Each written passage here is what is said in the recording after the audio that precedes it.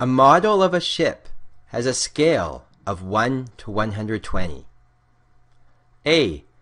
If the length of the model is 10.4 inches, how many yards long is the actual ship? B.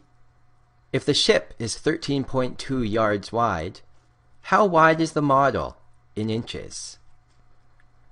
To solve problems involving scales, first, set up equivalent ratios corresponding to the scale and the object. As an example, the model over the actual lengths for the scale is equal to the model over actual lengths for the object. It's very important that if the model goes on top, the actual length goes on bottom for both of the fractions.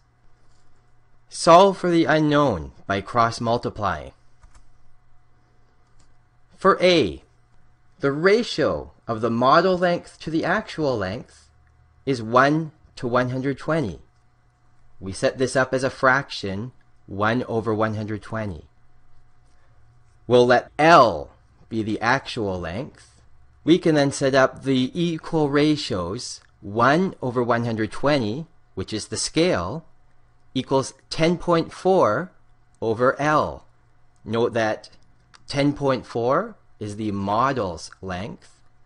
L is the actual length. We cross-multiply. 1 times L equals 120 times 10.4. This gives us our result of L equals 1,248 inches. We then have to convert this into yards. So we multiply by a conversion factor.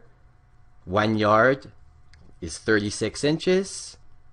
This gives us our result, 34.7 yards.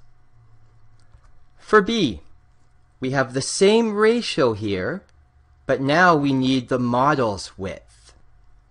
Here we're going to let W be the model's width.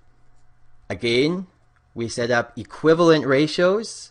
1 over 120, which is the scale, equals W over 13.2. We cross-multiply again.